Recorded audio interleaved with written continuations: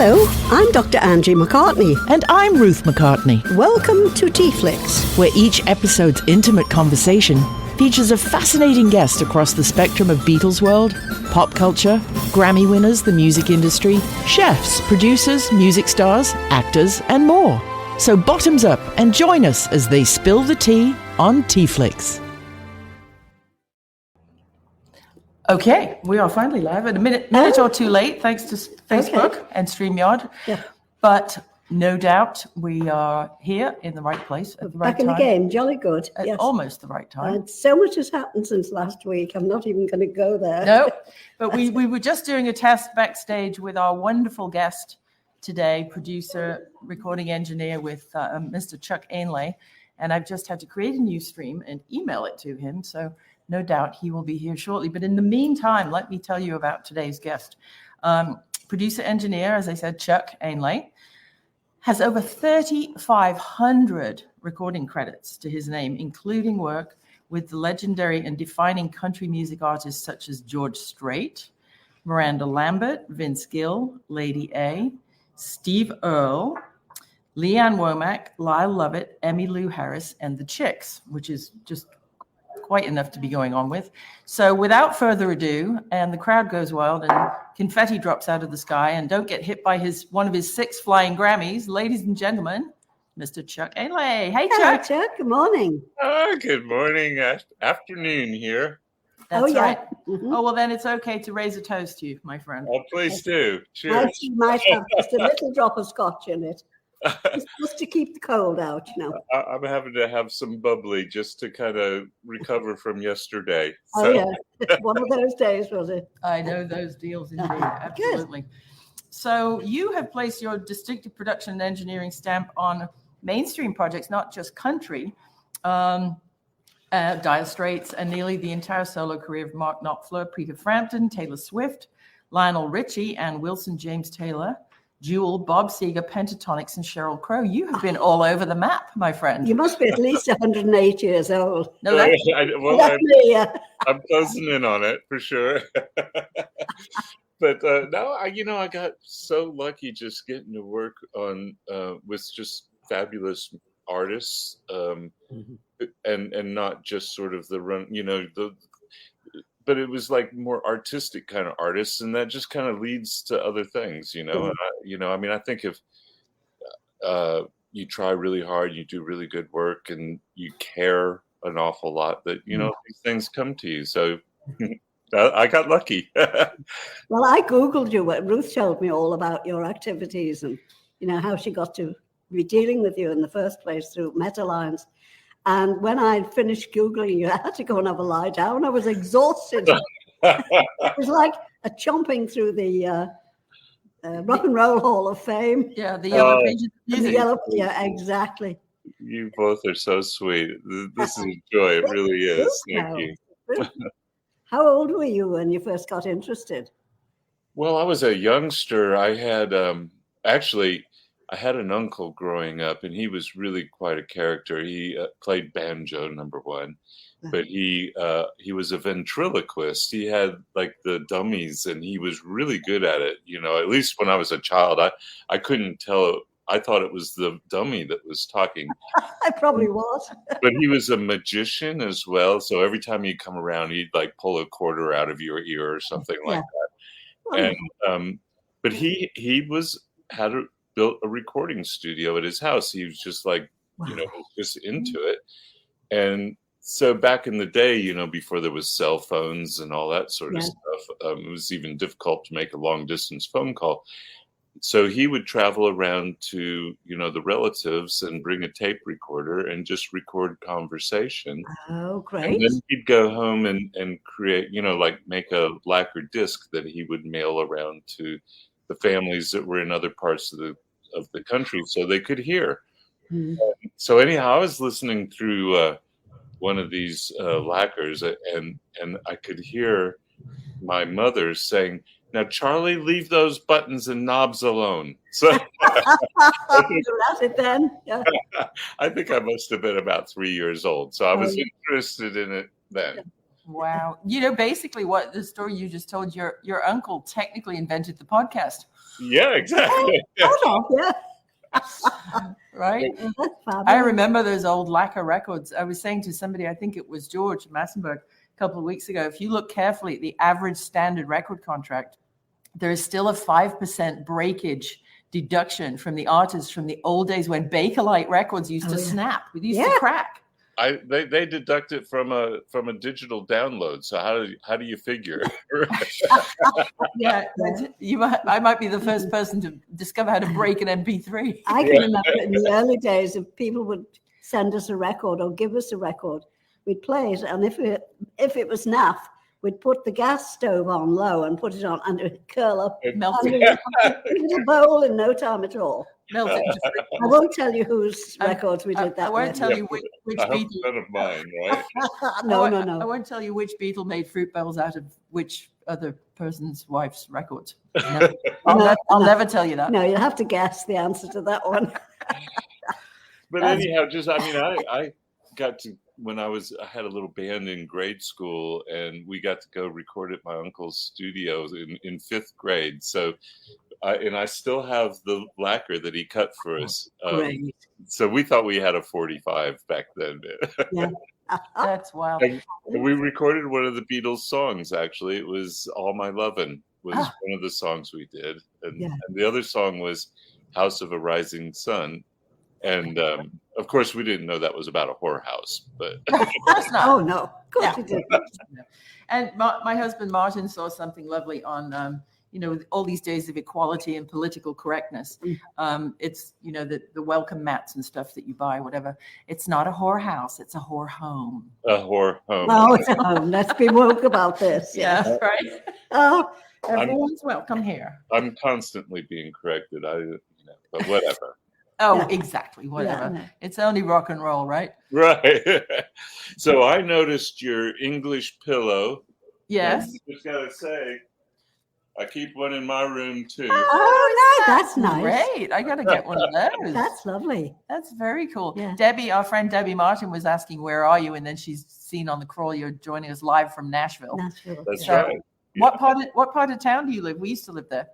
Well, we were like in Green Hills area and lived there. Well, yes, I've moved around a little bit while I've been here. I moved here in 1975, so I've kind of, I know, right? I can't even be that old. But, and where do you hail from originally?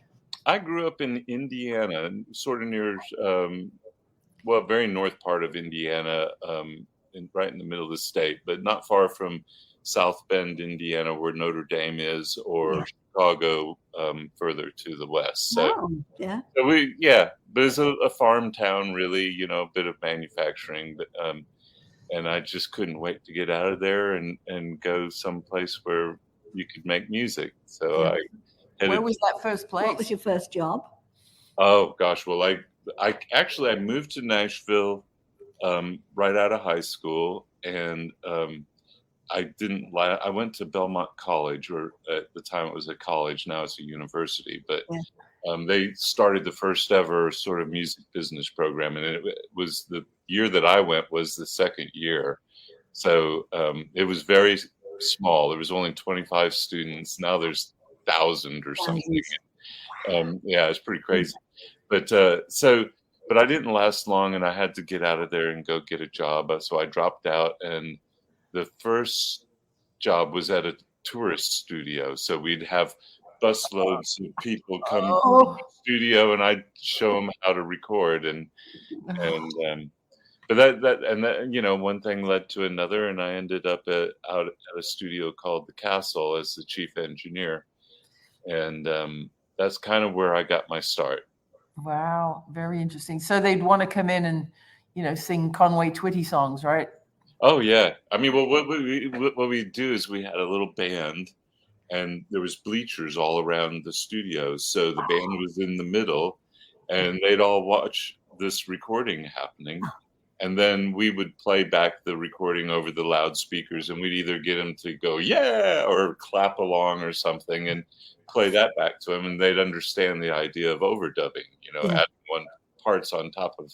And then they'd all traipse through the control room, and I'd tell them about all the knobs and things, you know. Oh my God, how hokey! Changed a bit, eh? Yeah, well, I think we were an 8-track studio back then, so wow. Yeah, well, that would have been luxury for our dear departed friend Jeff Emmerich. Yeah, who was dealing with a lot less. You know, I have done a lot of work with Mark Knopfler, and at his studio, British Grove in London, he's got the last remaining EMI Red console that was like the ones that the Beatles recorded on. Yeah. So there are more current versions of it around, but this is the last one that had the Telefunken mic preamps and everything. And Jeff did a project before he passed away and recorded to 8-track using that console. Oh, really? Yeah. So, yeah, really something.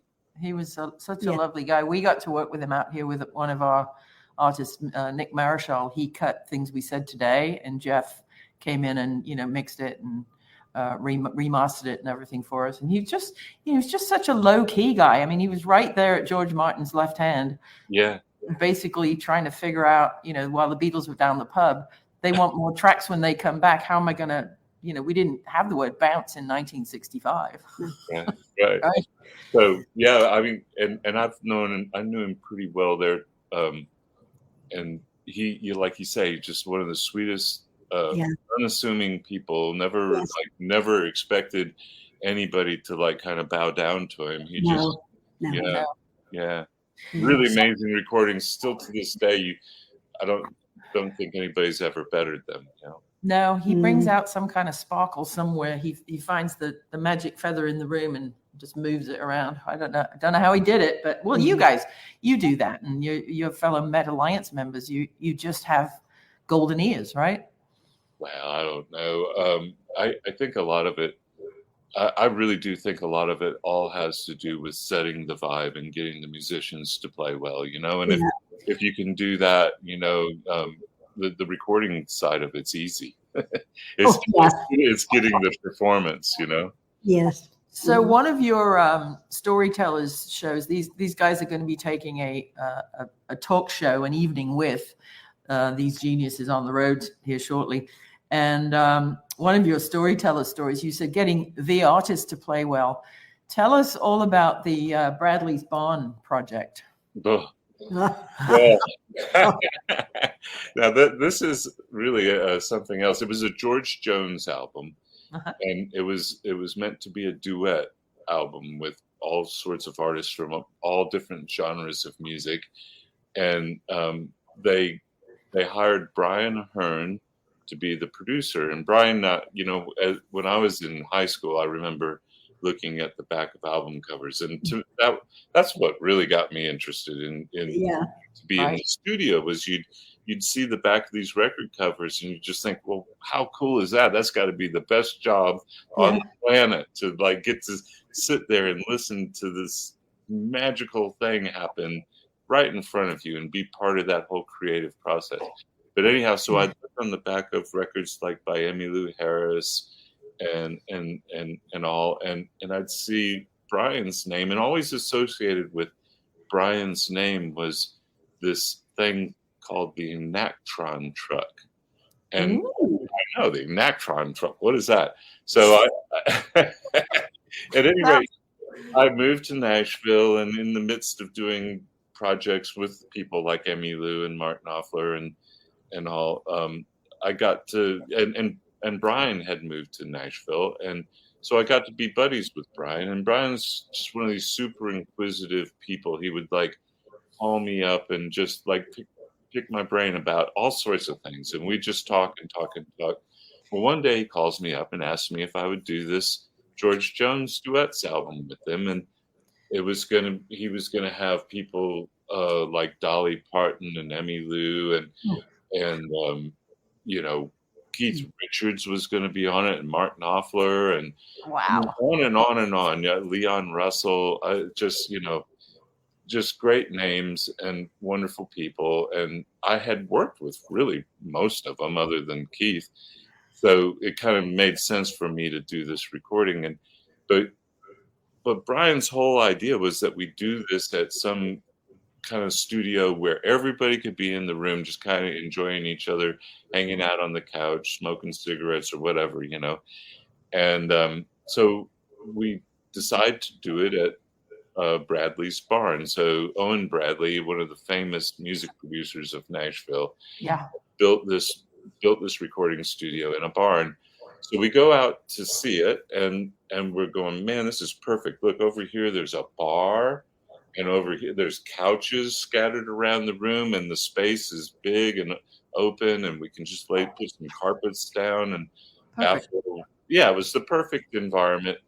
But the control room, I walked in there, and it was like, wow, this hadn't been used in years, So Brian goes, well, why don't we bring the Enactron truck out, and we'll use that. So I got to work in the Enactron truck. So it's a remote recording truck that he had used over the years. And so that's what we did. We recorded with that. And wow. So there was some interesting stories, needless to say, from all those people that were there. Sure. Now, Keith was on that record, wasn't he? Our friend Ashley in Birmingham, Alabama is asking, were you, Chuck, able to get No-Show George to actually show up for his own project? Yeah, George, he did turn up. His wife was responsible for making sure that he would turn up each day. But Keith, speaking of turning up, he the day that he was meant to sing, he turned up before anybody else. And he's like, and of course the engineer's the first person there too. So Keith turns up and he's got a quart of vodka. Of course. A quart, not a fifth, a quart. And he pours not just for breakfast anymore. Right. He pours himself a big old glass of vodka, and I'm standing around. He comes over to me and he goes, so where can somebody go get high around here? Oh, lovely. Did you point him to the Enactron truck? So I pointed him outside to the Enactron truck. And, the Enactron truck sounds like to me it could be somewhere between the Partridge Family bus and a bit of a murder van. You know what I mean? Brian had it set up really nice so that there was sort of a portion of it that was the recording area and another portion where you could set up a microphone and do like overdubs and stuff. So, and we did end up using that down the road to do like some of the replacement vocals and things. But anyhow, so Keith comes back in from being out there and he tells this story about how he got this phone call from Brian to come over and do the recording. And so he goes, well, I decided to tell Mick that I was going to do this George Jones recording. So he said, yeah, they called me up and asked me to come to Nashville and sing with George Jones. And Mick goes, well, why didn't they ask me? I'm the singer in the band. Typical Mick, absolutely. Yeah. Oh my God. Our friend John Beeland is tuning in, and he was in the Burrito Brothers, and he's like, they toured with George, and he's like, oh, the stories I could tell. Oh, I would love to hear them. I would love to hear them for sure. Absolutely. There was this like once in 100-year ice storm that happened while we were doing that album. And so to get from the remote truck into the studio, you'd have to go across this sidewalk, and it was just a sheet of ice and up some steps, and I nearly killed myself several times, going in so I could readjust for the next performer. And I'm in there in adjusting the microphone, and George goes, well, I know you must be good, otherwise you wouldn't be here. But what is it you do anyhow? At this point, I was so over it. I mean, one artist on an album's enough, right? But there must have been 30 artists in the room. Oh my God. And all.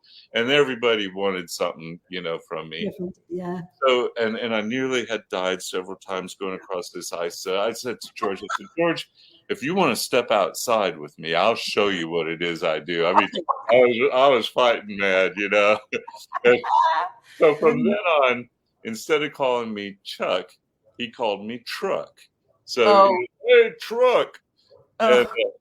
God. So Vince Gill was on that project. He was the guitar player, and he actually did a couple of songs with George too. But so from then on, Vince has always called me Truck every time I see him. Oh, that's Hey, funny. Truck.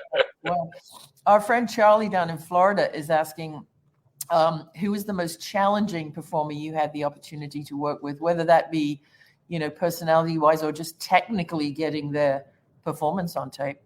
Do you have? Well, George would be near the top. I would put it that way. Okay. But I also, like, from technically, I would say it was. I did this project. It was Bela Fleck on banjo, Wow. Sam Bush on mandolin, Mark O'Connor on fiddle, Edgar Meyer on bass, and who am I forgetting? Drums? Well, no, it was a bluegrass sort of thing. Oh, okay, so no drummer. And these guys were all like sort of every year out at Telluride, they would individually win, bluegrass performer, and as a group they had won it so many times they basically said you can't win it anymore. Disqualified yourself. So I mean, this super bluegrass band. Yeah. And so we were doing this project on analog, 24 track. Mm-hmm. And of course, Edgar's wanting to punch individual bass notes on analog, and all of them were. It was really it was one of the demanding wise as far as like skill to be able to do that was really kind of, and it's still to this day is like kind of thought of as one of those must-have bluegrass albums. It ended up being called Strength in Numbers was the name of the band. So. What the number of punches you had? Well, hopefully you don't know those, right? Yeah, no, right? Yeah, it's when you hear the punch, ain't no good. Yeah, working with Mutt Lange would probably be another one. He was similar in that respect that he just expected everything to be so perfect. And I remember we had done this project, and I then went over to England. Was working with Knopfler, and Mutt calls me up and he goes, "Have you figured out a way that you can punch in the piano and not hear it?" And so, I kind of told him what we were doing, but not on analog. No. Oh God, no. And I think most people nowadays, except our audience, are real audiophiles, and they're grown-ups. But when you think kids consume music made digitally, and our friend Nick Black, who's staying with us, a musician from Memphis, he turned us onto the scariest thing I've ever seen last night. It's a music maker. And you literally put in a prompt into this AI thing, the style, the instruments you want, and an idea, and it comes back in 20 seconds with the vocalist, the lyrics, a full band arrangement. It's only an MP3 and it's only 60 seconds long. But a lot of kids nowadays, they think that's music, and they're consuming it on these little crappy white plastic things. And it's such a shame that the art of true recording is probably going to be, it'll never be a thing of the past, but it'll probably have to be individually taught person by person, like you guys. Well, yeah, I mean, that's part of what our Met Alliance mission is to kind of keep the craft, that craft, where every little minute thing, like a tenth of a dB of bias adjustment on an analog machine meant something to us. It sounded different, and it was important, or just micro moving a microphone to get just the right thing. Getting the vocal just right on the diaphragm in the right place to get the air out of the vocal. And those sort of things, they just are. Not important to a lot of people. I'm not saying that they're not important to everyone, though. It seems like people still care. Well, I think it's kind of like food. As you know, we manage a bunch of chefs, and I think that there'll always be an audience for McDonald's, but there is also now a growing kind of organic audience, if you will, for fine dining and indigenous ingredients, and chefs who really know their craft and work with real knives and real ingredients and grass-fed things and what have you. So I'm hoping that what's happened to the slow food movement in the restaurant industry continues to happen in the music industry, because otherwise we'll all be listening to you know, for the rest of our lives. Well, you know, I mean, there is such a resurgence in like vinyl. Like, there are people that care about, you know, wanting to have something to hold and own. Yep. And the sleeve notes, like you spoke about before. I mean, you used to really relish getting a new album, getting home and reading. Yeah. You know, it was such an additional joy apart from the music. It really is. And I mean, I've got this huge collection of vinyl in my room still, and it's besides being a good diffuser for my studio, it also is like really cool to have them. I mean, I think they're precious. I know so many people that like had a large album collection and ended up like copying them and making a digital version of them and then selling the vinyl. But I can't even imagine letting go of them. No, it's just you know, but technology is good for some things. I mean, you know, songwriting, like this tool that Nick Black showed us last night, it's great for idea generation, but I would hate to think that people are going to extend that to 3.5 minutes and just open a club and play this AI crap all night. Somebody in, you know, Hong Kong probably will, but again, I'm not the audience. Who is your audience? What is your product, right? It's not aimed at me. But, you know, the George and Ira Gershwins and the Lennon and McCartneys and whatever, I think there'll still be a human need to hear those kind of melodies and that kind of songwriting. And absolutely. I mean, all AI can do is copy. So, you know, it's copying something. If you want something original, you have to create it. Exactly. Yeah. That takes human emotion to do something that's valuable. So I can't imagine AI, you know, of course, it'll spit something out, but is it really valuable? Of value? Yeah. Is it a classic old song that gets trotted out every year like White Christmas, right? I mean, you have a White Christmas story, don't you? Well, I do. Oh, go on, I'm sure you do. So when I kind of made this transition, I was never a country listener. I was never, you know, I mean, what country I did listen to was kind of like Graham Parsons or the Flying Burrito Brothers, or, you know, I mean, the Byrds. They kind of had a period of time when they were sort of country, and, you know, Emmylou Harris. But I never really considered that country. I mean, to me, that was just cool. Singer-songwriter. You know, it was songwriter music. And so when I moved to Nashville, I kind of continued in sort of more of the rock and roll realm. We built a studio. It was called the Rock House, you know, and we just like, it was, you know, people would camp out upstairs in the bedroom and then we'd make records all day long. You know, it was a definitely a rock bang, you know. And so when I became chief engineer out at the castle, I was doing a project where I ended up having to be the assistant, even though, you know, because we didn't really have assistants. And this producer, Jimmy Bowen, comes out to do a Conway Twitty record. And so he brought his engineer. And after several days of trying to get a mix, they had gotten nowhere. And Jimmy asked me, he said, well, you did this such and such album. And I said, yeah. And he said, well, that sounded great. Why don't you try it? So I sat down and started mixing, and lo and behold, I ended up finishing the album, and then I got called to be part of Jimmy's stable of engineers. Right. But so at any rate, so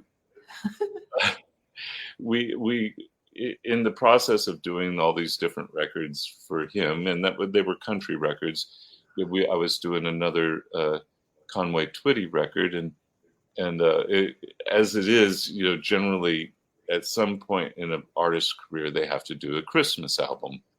Yep. And we always do them in the middle of summer. And in Nashville, it's like 90 degrees and 90% humidity. It's the most un-Christmas time of the year. It's like when you talk to actors who shoot Hallmark Christmas movies, they're supposed to be freezing and it's 112 degrees in Vancouver, right? Yeah. So we you know, put Christmas trees up and lights and stuff in the studio. Get the mood. Try and make it vibey, you know. Yeah. But anyhow, so we're doing a Conway Christmas album, and one of the songs we're going to do is White Christmas. Mhm. So we play the record, the original Bing Crosby White Christmas record, Classic. the most probably well-known Christmas record of all time. Right. And the Nashville musicians are amazing. I mean, if you've never been to Nashville, see how it's done. I mean, they literally hear the song down once and write a chart. And then we make a copy of that, and everybody holds the chart. We listen down to the song again. They go out in the studio, and oftentimes that first take is the take. It's just, Wow. and it's impeccable, unbelievable musicianship. Everybody listening to each other, playing off of each other. It's just unbelievable Magic. process that happens here. And at any rate, so we're running the song down, and Conway's struggling a little bit with the melody. So he said, "Hey, can you play that demo again?" Bing Crosby's demo. Oh, Oh boy. oh, I love it. Oh my Isn't God. that nice? So Conway had not ever heard of Bing Crosby? Well, Conway is, what I loved about Conway, and he and I got to be very close friends. He's one of the best. But what I loved about him was he was a character. I mean, it seemed like everybody in the business 20 or plus years ago was a character, right? Yeah. I mean, but now they go to school and they come out with a degree and they just basically A piece of paper. I mean, it's like they're in the box, and that's that. They don't actually really know how to get out of it, Am I on drugs, or did Conway Twitty have like a amusement park, Twitty Land or something? Yeah, it was Twitty City. Twitty City. He actually built his house on the property. Oh my God. So I mean, he had the tour buses would pull up out in front of his house, and Oh gosh, I bet his wife loved that. his wife would come out on the front porch and Wave to wave to everybody, Yes, something in the back of my kernel went, I'm sure he had kind of his own Dollywood on a smaller scale. I mean, there's another one. She's an absolute caricature. She could be a cartoon. She could be a Barbie doll. She has created this personage called Dolly Parton. And I think that's what so many people identify with those old characters of old Elvis, all of them, is that they've sort of taken the piss out of themselves to the point where they've created a package that everybody, whether it's, you're never laughing at them, but you're kind of laughing with them. It's empathy that it creates. And from a fan base point of view, it's just togetherness. It's just brilliant. Yeah. Yeah. Not everyone can do it, but those who have, Yeah.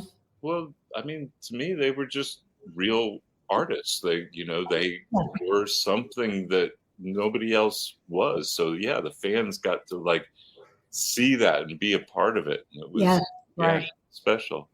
But there's a whole nother part of your career where you are on boards and committees and associations and the Recording Academy chapter in Nashville. Tell us a little bit about sort of the responsibilities of those things nowadays, what you're tasked with doing.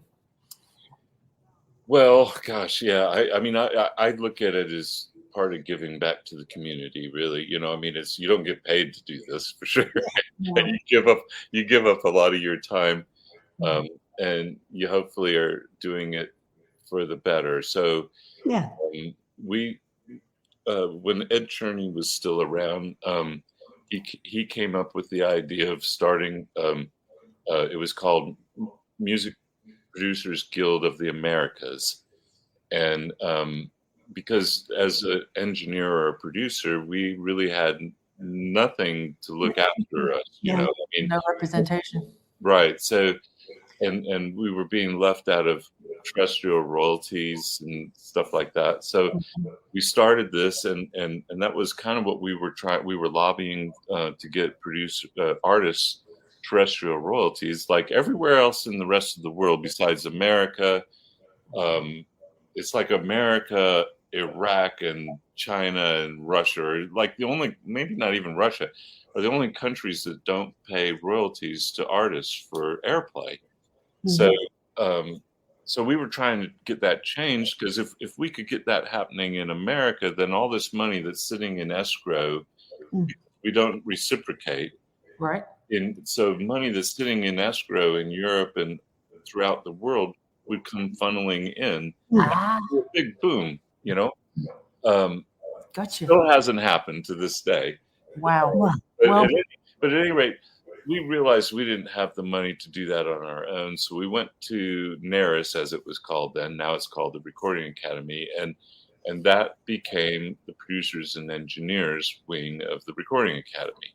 So I've been really involved in that. We've written a lot of really important documents. And at the moment, I am the co-chair of the National Steering Committee of the Producers and Engineers Wing for the Recording Academy.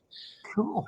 So yeah, we kind of oversee all the individual chapters throughout the country and kind of help guide the direction. And well, hopefully now with blockchain, and I think I sent you guys a text the other day about, where to get your credits listed. There are people now that is sort of taking Sound Exchange to the next level using blockchain technology. And if you go claim your credits, I think on this site that I found, you have 770. Yeah, Muso AI. Yeah. Right. But you have 3,500 credits. So who's collecting your money for all of that? Right. It's crazy. Well, exactly. Yeah. I mean, as you know, I never signed a letter of direction for any of the work that I did as an engineer, but obviously as a producer, Sound Exchange collects that digital royalties, but no one in America collects terrestrial royalties. That it just doesn't. There's always been sort of the radio stations had a huge lobbying interest against the artists in that respect. Yeah. Now that terrestrial radio is not as important, there's some reasons why we might be able to get that turned around, and the lobbying efforts of the Recording Academy are working to that end. Well, let me know, if there's any sort of posts or any press releases I can share or forward or whatever to our crowd and our fan base, because I'm sure that they would love to make a noise. Being music fans, you have to have music that's created that you want to consume, that's of the best quality. And what's going to be the incentive for people to carry on doing jobs like yours, which seem like a lot of fun, but it is hard work and it's long hours. And it's one of the things we did, and we kind of dropped it, but we're talking about reinitiating it, is Music Credits Day. And it's like we got a bunch of really high profile artists to like kind of make a point to like share the fact, who that played on their records and make a big point out of it. And it really had an impact. And now with streaming being the way most people consume their music, you can't hardly find credits. I mean, Apple has just recently kind of put credits on Apple Music. Tidal is really the best streaming service for crediting.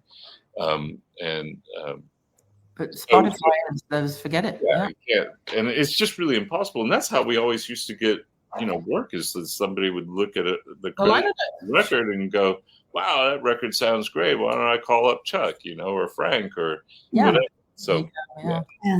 That's crazy, isn't it? Amazing. It's just nuts. But speaking of technology, it has done some good things. Touch briefly on, for those who don't know, what is Atmos? I mean, a lot of people, I know what it is, but a lot of people are like, well, okay, I've been to a movie theater and I see Dolby and I see 5.1. What's this Atmos now? Well, it's very similar to 5.1. 5.1 was kind of more of a home theater. It was a theatrical thing, but it did make it into a lot of homes where you'd have the 3 speakers in front and 2 speakers behind you, like you see here. Right. I've got the 3 in front and the 2 behind, but I've also got 2 more on either. Well, there's actually 9 speakers all the way around me. And then up in the ceiling, there's a quad arrangement overhead, so it creates this whole sphere of sound. Wow. Dolby Atmos is just Dolby's version of immersive. So there's others. There's like Sony has 360, and there's RO 3D, and others. Fraunhofer has their own thing. But it's essentially what what happened is Apple said, okay, now we want to release everything in stereo and Atmos. So they went to the record companies and said, we need content.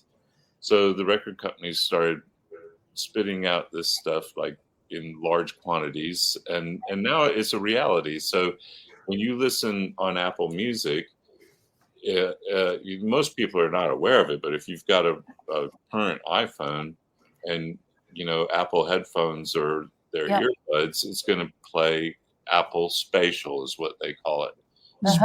Yeah. So and so what it is the sound comes from all around your head rather than inside your head like in normal stereo. Wow. Ashley is just asking, could it sort of be a nickname for could it be 7.1, or I'm thinking 9.1 or how? Well, yeah. I mean, there's different formats, and the Atmos is scalable. It was originally created for theaters. So if you've been to a theater, you look along the side wall, and there might be like 5 speakers all along the side because it's a long rectangular venue, right? Right. So to get coverage, they run the speakers all along the side and all across the ceiling, and so it can be way more than 9.14. So, but at any rate, with Atmos, when you pan something like up here somewhere, it creates the metadata to tell the computer at the theater where the sound's going to come from. So regardless of how many speakers you got, the sound is always going to come from there. Wow. So that's what we do. We mix the sort of music environment is generally either 7.1, which is the sub, .4, which is the height speakers, or my room is a 914 room. I see. It's with the addition of wide speakers.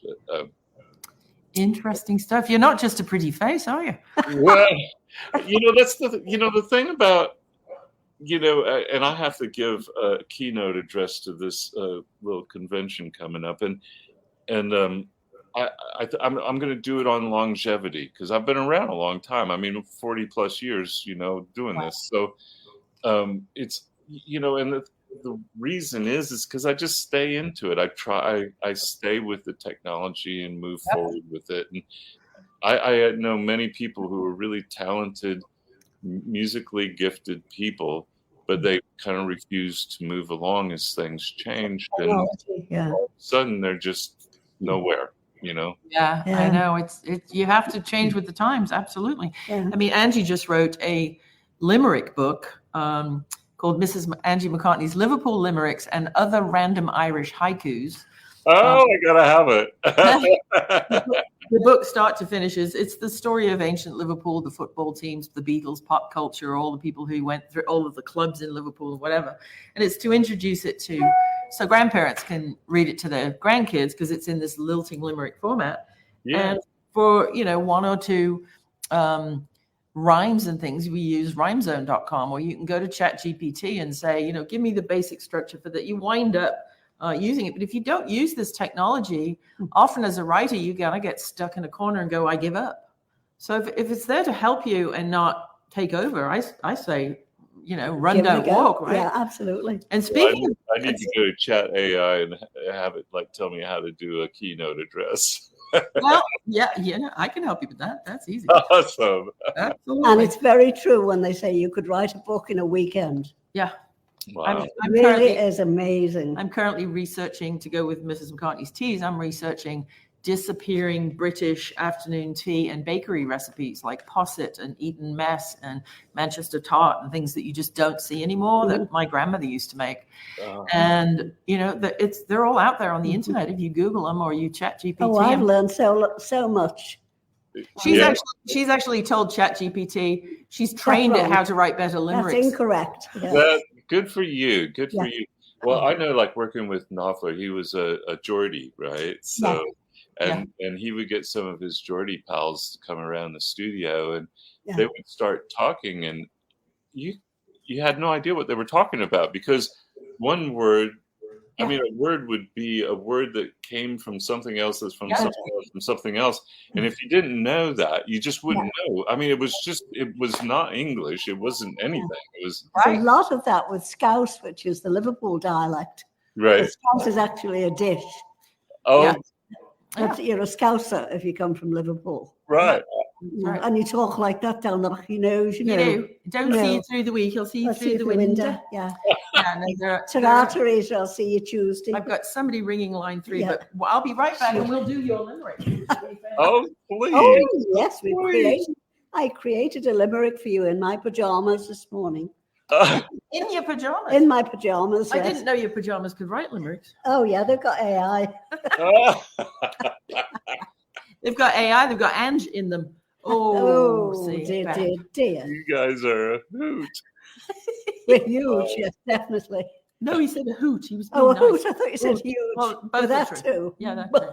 large economy So size. thank you so much for joining us today. Everybody, you can go to chuckainlay.com or also metalliance.com, which is scrolling all the way across the bottom. I do encourage you to learn more about this talented, wonderful young man who's just got a golden heart and golden ears, and we love you lots. Yeah. I love you both back. And again, Angie, thank you for sending the tea to my Oh, you're welcome. I'm glad she enjoyed it. And Sammy's like, oh, yay, almost limerick time. So Yeah. here There it is. you go. Okay. And All then right. 1, 2, 3. So Chuck has won many awards, a fact which the business applauds. His talent's amazing. That's why we're all praising his blooming great pile of rewards. Oh, I love it. I love it. Okay. All right, my sweet. Well, I know you've got another adventure coming up here very shortly. Thanks for taking so much time. Yes. And we will see you all of a sudden. Join us next week on TeaFlix for our conflab with Don Randy, the owner of the famous Baked Potato Nightclub. Oh, man, I'm coming. I'll see Okay. you We'll then. see you Okay. soon. Thanks All right. again. Bye-bye. Bye-bye. Bye.